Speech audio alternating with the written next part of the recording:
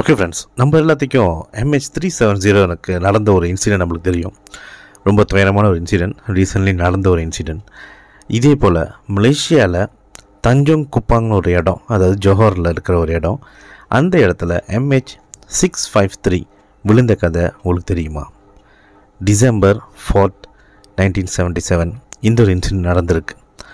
இன்றைக்கு உண்மை சம்பவம் இந்த ஒரு இன்சிடென்ட்டை சம்மந்தப்பட்டு தான் இருக்குது. வாங்க வீடியோக்குள்ளே போகலாம். வணக்கம் ஃப்ரெண்ட்ஸ், இந்த வீடியோவை உங்கள் இயர்ஃபோன் யூஸ் பண்ணி பாருங்கள். நம்ம சேனலுக்கு என்ன சப்ஸ்கிரைப் பண்ண பார்த்தீங்கன்னா மறக்காமல் சப்ஸ்கிரைப் பண்ணிக்கோங்க. Welcome back to cash digger உண்மை சம்பவம் சீசன் 4.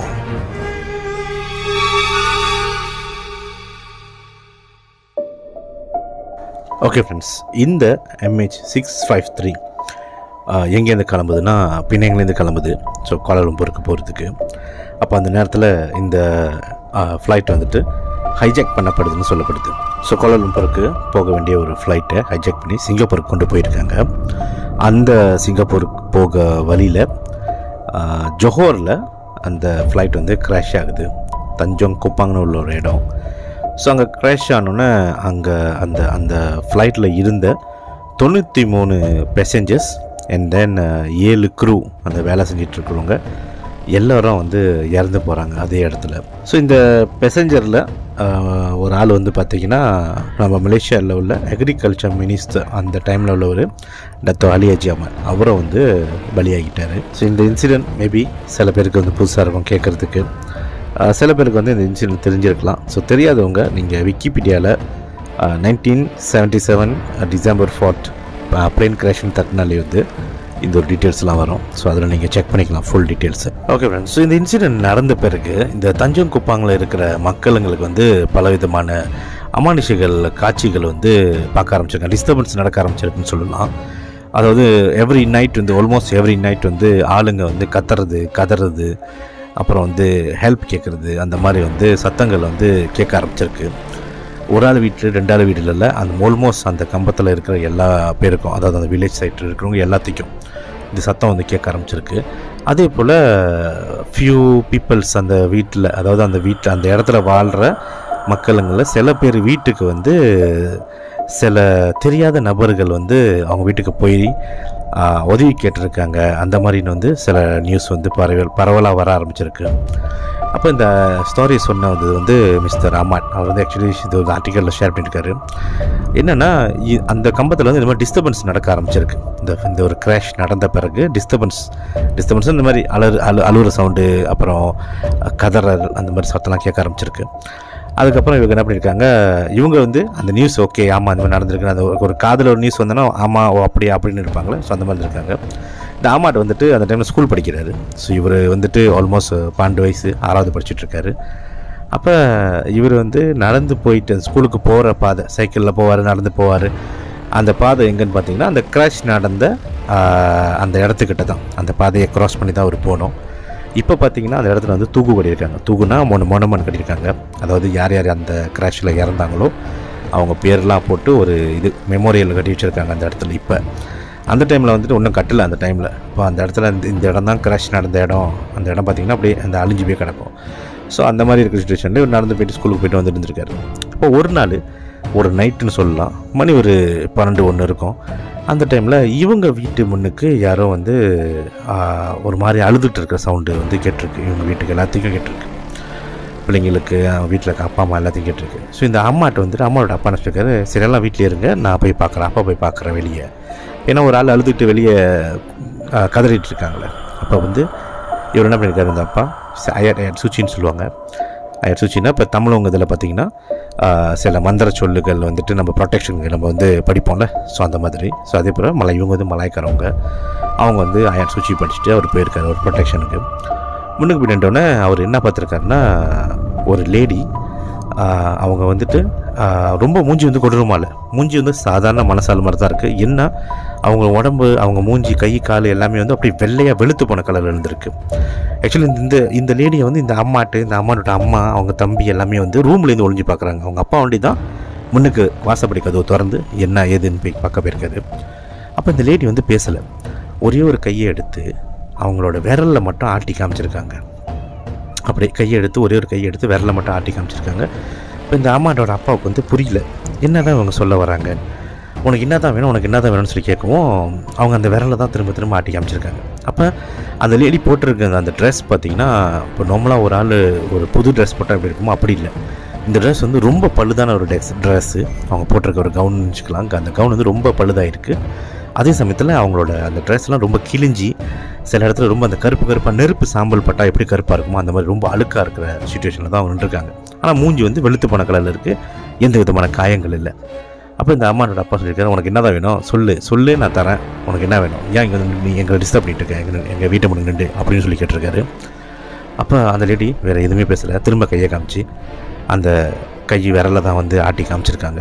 எங்களுக்கு எதுவும் தெரியல, நீ கிளம்பு, இப்பயே நீ கிளம்பின்னு சொல்லி அவர் கொஞ்சம் ராஃபான குரல் வந்து பேசியிருக்காரு. அப்போ கொஞ்ச நேரம் கழித்து அந்த லேடி வந்து அப்படி நடந்து அவங்க வீட்டுக்கிட்ட இருக்கிற ஒரு அந்த மரம் செடியெலாம் இருக்கும்ல, ஏன்னா இது வந்து கம்பம் ஏரியா, ஸோ இருட்டாக இருக்கும் முக்காசி இடம். ஸோ அந்த மரத்துக்கிட்ட போகிறோன்னா அப்படியே மறைஞ்சு போயிடுறாங்க. நின்ற இடத்துல அவங்க மறைஞ்சு போகல, அப்படி நடந்து போயிட்டே இருக்கும்போது அவங்களோட உருவம் வந்து தென்படலை. ஸோ அதுக்கப்புறம் அந்த ஃபாதர் அம்மாவோட அப்பா வந்து படுத்துடுறாரு. மறுநாள் காலையில் தான் இருந்துருச்சு. அவர் என்ன சொல்லியிருக்காருன்னா, எனக்கு தெரியும், அப்பயும் வந்து இந்த ஊருக்காரவங்களும் பேசிகிட்டு இருந்தாங்க. ஏன்னா சில பேர் வீட்டுக்கு இந்த மாதிரி ஆம்பளை ஆள் போயிருக்காங்க, சில பேர் வீட்லேயும் பொம்பளை ஆள் போயிருக்காங்க, இந்த மாதிரி ஹெல்ப் கிட்ட போயிருக்காங்க. ஆனால் இங்கே நம்ம வீட்டுக்கு வந்த இந்த ஒரு அமானுஷம் வந்துட்டு உண்மையை எதுவுமே சொல்லாமல் போயிடுச்சு. எனக்கு புரியல, இந்த மாதிரி கையை காமிச்சு பேசியிருக்கு அப்படின்னு வந்து இவங்க வீட்டில் ஃபேமிலிக்கிட்ட எல்லாத்தையும் ஷேர் பண்ணுறாரு. அப்புறம் என்ன சொல்லியிருக்காரு, சரி பரவாயில்ல விட்டுருங்க, நான் நைட் டைமில் இதே மாதிரி ஏதாச்சும் டிஸ்டர்பன்ஸ் வந்தால் அப்பாவை கூப்பிடுங்க, நம்ம பார்ப்போம், என்ன தான் அவங்களுக்கு வேணும்னு திரும்ப நான் கேட்டு பார்க்குறேன் அப்படி வந்தாக்கான்னு. ஸோ அதே போல் இந்த வாட்டியை வந்து இவங்க எல்லாம் ஸ்டாண்ட்பையாக இருக்காங்க. நைட்டு வந்து இந்த பொம்பளை வருவோம், அதாவது இந்த ஒரு ஆத்மா வரும், என்னாச்சோ ஏதுன்னு கேட்கலான்னு. ஸோ அதே போல் அது கரெக்டாக மணி ஒரு 12-1 போல் அந்த அமானுஷம், அதாவது அந்த ஆத்மா, அந்த பெண்மணி அவங்க வந்து வராங்க. வந்த வேகத்துக்கு இதே போல் தான் அவங்க அப்பா கிட்ட வந்து விரலை காமிச்சு அவங்க என்னமோ ஒன்று சொல்கிறாங்க. அதுக்கப்புறம் இவங்க அப்பா வந்துட்டு என்ன ஏதுன்னு கேட்கவும் அவங்க வந்து எந்த விஷயத்தையும் வாயத்தொன்னு சொல்லலை, திரும்ப அதே போல் மறைஞ்சு போயிடுறாங்க. அப்போ இதே மாதிரி தான் நடந்துக்கிட்டே இருக்குது. ஒரு 3 monthsக்கு வந்து அந்த பொம்பளை வந்து டைரெக்டாகவே வந்து இவங்க வீட்டுக்கு வந்துட்டு போயிட்டுருக்காங்க. ஸோ அந்த 3 monthsனாக்கா டைரெக்டாக, அதாவது டெய்லி அவங்க வரல, ஒரு 2 நாளைக்கு ஒரு தடவை, ஒரு நாளைக்கு ஒரு தடவை, சில நேரத்தில் வந்து 1 மணிக்கு, சில நேரத்தில் 2 மணிக்கு, சில நேரத்தில் 3 மணிக்கு, சில நேரத்தில் 12 மணிக்கு. ஸோ இந்த மாதிரி வந்துட்டு வீட்டு முன்னாடி நின்று அழுவுறது, அந்த வீட்டு கது தொட்டுறது அந்த மாதிரிலாம் இல்லை, வீட்டு முன்னுக்கு நின்று அழுவுறது, உட்காந்துருக்கிறது. ஸோ அந்த மாதிரி விஷயத்த வந்து இவங்க வீட்டு முன்னுக்கு நடந்திருக்கு. ஸோ மற்ற வில்லேஜஸ் வீட்டு முன்னுக்கும் சில விஷயங்கள்லாம் நடக்க ஆரம்பிச்சிருக்கு அந்த டைமில். அப்போ இந்த மாதிரி நடந்துகிட்டே இருக்கும். 3 மாதம் ஆகுது. ஸோ 3 மாதம் ஆனோடனே இந்த ஆமாட் என்ன பண்ணுறாருன்னா, இவர்கிட்ட வந்து ஒரு திங்ஸ் இருந்திருக்கு, ஒரு விஷயம் வச்சுருந்துருக்காரு, ஒரு ஜாமா. அந்த ஜாமா வந்துட்டு அந்த ஆளுங்க அந்த கிராஷ் ஆன சில கப்பை அந்த இடத்துல போய் இவர் ஸ்கூல் முடிஞ்சு வரும்போது இதை வச்சுட்டு இவர் பாட்டுக்கு வீட்டுக்கு வந்துடுறாரு. ஸோ வீட்டுக்கு வந்தோடனே ஆல்மோஸ்ட் ஒரு வாரம் ஆகுது. அந்த ஒரு அமானுஷம் தான் இருப்போம், அந்த ஒரு லேடி, அந்த ஆத்மா வந்துட்டு இவங்க வீட்டுக்கு வந்து எந்த டிஸ்டர்பன்ஸும் கொடுக்கல. 1 வாரம் 2 வாரமாக ஆகுது, 2 வாரம் 3 வாரம் ஆகுது. ஸோ இதே போல் மாதக்கணக்குகள் ஆகுது. ஸோ அந்த அமானுஷம் இவங்க வீட்டுக்கு வந்து டிஸ்டர்பன்ஸ் எதுவும் கொடுக்காமல் இருக்குது.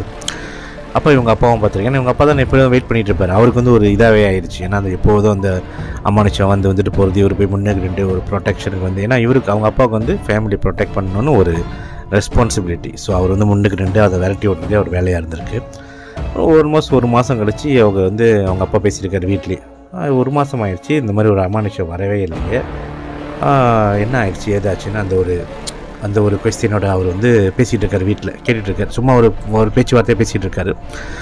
அப்போ அந்த ஒரு கப்பை உளுந்தது வந்து ஆக்சுவலி அந்த பிளாக் பாக்ஸ்ன்னு சொல்லுவாங்க. அந்த பிளாக் பாக்ஸு கூடயும் வந்து அந்த கப்பையில் வந்து ஆளுங்களுக்கு கிடச்சோம். அந்த எதுனால வந்து அந்த கப்பை வந்து எப்படி ஹைஜாக் பண்ணி சக்ஸஸ் ஆகாத விஷயத்தை அந்த கப்பை வந்து உழுதுச்சா, இல்லை உள்ளுக்கு என்ன விஷயங்கள் பேசுனாங்க, உண்மையிலே இந்த பெண்மணி தான் யார், இவங்க ஏன் இவங்க வீட்டுக்கு வந்து விரலை காமிச்சு பேசுனாங்க. ஸோ இது எல்லாமே வந்து ஒரு கொஸ்டினாக இருக்குது. வீட்டில் வந்து பேசி டிஸ்கஸ் பண்ணிக்கிறாங்க. அதுக்கப்புறம் ஆல்மோஸ்ட் ஒரு 2 வருஷம் கழித்து அவங்க அப்பாவும் வந்துட்டு இறந்து போகிறாரு. யார், அந்த அம்மாவோட அப்பா இறந்து போகிறாரு. அப்போ அந்த டைமில் வந்துட்டு அவங்க அப்பாவுக்கு வந்து எந்த விஷயமும் தெரியாது. இந்த கப்பை உழுந்தது, இந்த பெண்மணி வந்தது எதுக்குன்னே தெரியாமலே வந்து இறந்து போகிறாரு. ஆனால் இந்த ஒரு ஆமாட் வந்துட்டு கடைசியாக என்ன சொல்லிடுதாருன்னா, அந்த ஒரு திங்ஸ் போய் அவர் வச்ச பிறகு அந்த வீட்டில் வந்து டிஸ்டர்பன்ஸ் இல்லாமல் போயிடுச்சு. ஸோ ஆக்சுவலி அவர் என்ன வச்சுருந்தாருன்னா அந்த இடத்துல இவர் நம்மளாம் ஸ்கூலுக்கு போயிட்டு வருவார்ல, ஸோ அந்த நேரத்தில் வந்து இவருக்கு ரோட்டு ஓரத்தில் நடந்து போகிற பாதியில் ஒரு ரிங் கிடச்சிருக்கு. இவருக்கு ஒரு கல் போட்ட ஒரு மோதிரம் இது கிடச்சிருக்கு. ஸோ இதை தான் வந்து அவர் வந்து வீட்டில் எடுத்து வச்சுருந்துருக்காரு. அவங்க வீட்டில் யாருக்கிட்டையும் சொல்லலை, அவங்க அப்பாக்கிட்டையும் அம்மாக்கிட்ட யார்கிட்டையும் சொல்லலை.